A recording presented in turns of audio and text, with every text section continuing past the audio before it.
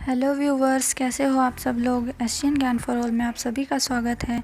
CDP की जो हमने प्रैक्टिस सीरीज स्टार्ट की हुई है, चलिए हम उसको आगे बढ़ाते हैं। ये आपके सभी एग्ज़ाम्स में बहुत ही इम्पोर्टेंट है, तो प्लीज़ इसे ध्यान से देखिएगा। उससे पहले आप मेरे चैनल को सब्सक्राइब कीजिए, बेल आइकन को प्रेस कीजिए ताकि आपको हर नोटिफिकेशन टाइम से मिल सके। चलिए स्टार्ट करते हैं अब अपना पार्ट 48। तो देखते हैं अब अपना फर्स्ट क्वेश्चन इसमें क्या होगा। और ये क्वेश्चंस बहुत ही इम्पोर्टेंट हैं, तो आप प्लीज़ इन्हें ध्यान से ही देखिएगा। थकावट और बीमारी जैसे कारक मुख्य रूप से प्रभावित करते हैं। तो इन चार ऑप्शंस में से देख के हमें ये बताना है कि कौन सा ऐसा रीज़न है, मतलब कौन सा ऐसा क्षेत्र है जिसको कारण थकावट और बीमारी जो है उस पर असर डालती है। ऑप्शंस हमारे बच्चे के शारीरिक विकास को, बच्चे के संवेगात्मक विकास को, बच्चे की संकल्प शक्ति को, बच्चे के आत्मविश्वास को। तो इस क्वेश्चन का सही आंसर होगा ऑप्शन नंबर फर्स्ट, बच्चे के शारीरिक विकास को। बच्चे का जो शारीरिक विकास होता है वो थकावट और बीमारी जैसे कारकों से प्रभावित होता है। तो अब बढ़ते हैं नेक्स्ट क्वेश्चन की तरफ। ये रहा नेक्स्ट क्वेश्चन, देखो।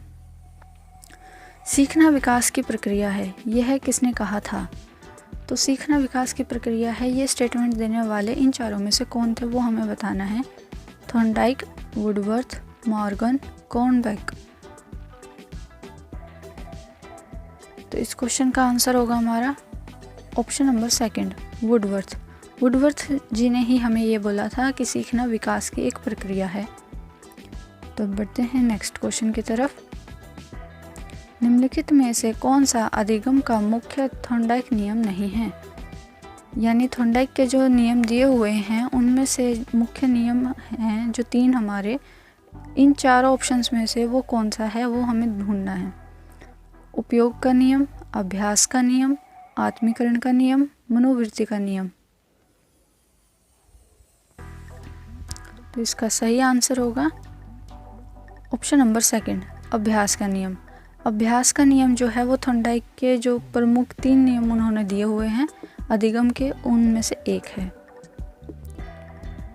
बढ़ते हैं नेक्स्ट क्वेश्चन पे। निम्नलिखित में से कौन सा प्रभावी अधिगम का अवरोधक नहीं है।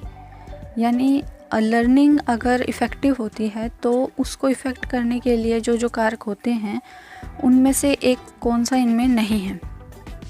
प्रेरणा का भाव, जीवन से न जोड़ना, उपयोगिता का भाव, अधिगम परिस्थिति। तो इसका सही आंसर होगा ऑप्शन नंबर फोर्थ, अधिगम परिस्थिति।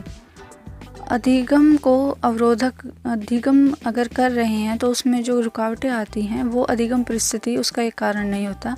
बाकी प्रेरणा का भाव होता है तब भी अवरोधक आता है, और जीवन से जोड़ना नहीं हो पाता जब अधिगम का, तब भी वो रुकावट आती है बच्चे के विकास में।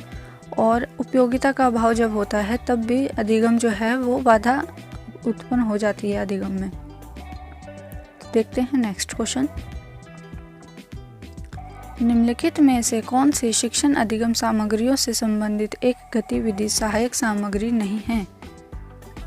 इन चार ऑप्शंस में से देख के हमें वो सहायक सामग्री ढूंढनी है जो कि हमारी शिक्षण अधिगम सामग्रियों में संबंधित नहीं होती है। ऑप्शंस हमारे नाटक, प्रदर्शन, ओवरहेड प्रोजेक्टर, क्षेत्र भ्रमण। तो इसका सही आंसर होगा ओवरहेड प्रोजेक्टर। ओवरहेड प्रोजेक्टर जो है उससे हम सिर्फ बच्चों को दिखा सकते हैं, उनके ज्ञानेंद्रियों को सिर्फ दृश्य के रूप में ही हो पाती है वो। बाकी नाटक, प्रदर्शन और क्षेत्र भ्रमण से जो उनकी गतिविधि होती है बच्चों की वो ज़्यादा होती है। तो इसलिए इसका आंसर थर्ड जो है वो सही होगा। बढ़ते हैं नेक्स्ट क्वेश्चन की तरफ। अनुदेशन का प्रणाली उपागम है। अनुदेशन का प्रणाली का उपागम इन चारों में से कौन सा है वो हमें बताना है। शिक्षक केंद्रित, बाल केंद्रित, कक्षा कक्ष केंद्रित, समस्या केंद्रित। तो इसका सही आंसर होगा ऑप्शन नंबर फोर्थ, समस्या केंद्रित। अनुदेशन का जो प्रणाली उपागम है वो समस्या केंद्रित होता है। देखते हैं अब अपना नेक्स्ट क्वेश्चन। अधिगम को प्रभावित करने वाले पर्यावरणीय कारकों में से एक है। इन 4 ऑप्शंस में से देख के हमें यही बताना है कि अधिगम को प्रभावित करने वाले जो पर्यावरण कारक होते हैं उनमें से कौन सा इसमें है। ऑप्शंस हमारे थकावट, सामाजिक परिवेश, मानसिक स्तर, इनमें से कोई नहीं। तो इसका सही आंसर होगा ऑप्शन नंबर 2, सामाजिक परिवेश। सामाजिक परिवेश जो है वो अधिगम को प्रभावित करने वाले पर्यावरणीय कारकों में से एक है। बढ़ते हैं नेक्स्ट क्वेश्चन पे। कक्षा में परस्पर संवाद से क्या उभर कर आना चाहिए। अगर हम संवाद कर रहे हैं कक्षा के अंदर यानी बातचीत कर रहे हैं तो उनसे उभर कर यानी सामने जो हमारा आउटपुट है वो क्या आना चाहिए। ऑप्शन हमारे विचार, विवाद, सूचना, तर्क वितर्क। तो इसका सही आंसर होगा ऑप्शन नंबर 1, विचार। यानी अगर हम कक्षा में संवाद करते हैं, बातचीत करते हैं तो उनसे हमारे विचार जो हैं वो उभर कर आते हैं। बढ़ते हैं नेक्स्ट क्वेश्चन पे। बुद्धि का द्विकारक सिद्धांत किसने दिया था। बुद्धि का जो द्विकारक सिद्धांत है उसको देने वाले कौन थे, इन चारों ऑप्शंस में से देख के बताना है।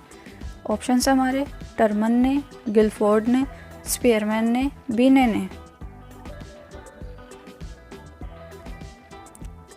तो इसका सही आंसर होगा हमारा ऑप्शन नंबर 3, स्पीयरमैन ने। स्पीयरमैन ने ही बुद्धि के 2 कारक सिद्धांत दिया है, एस और जी। यानी जी से जनरल और एस से स्पेसिफिक। बढ़ते हैं नेक्स्ट क्वेश्चन पे। ये हमारी वीडियो का लास्ट क्वेश्चन है।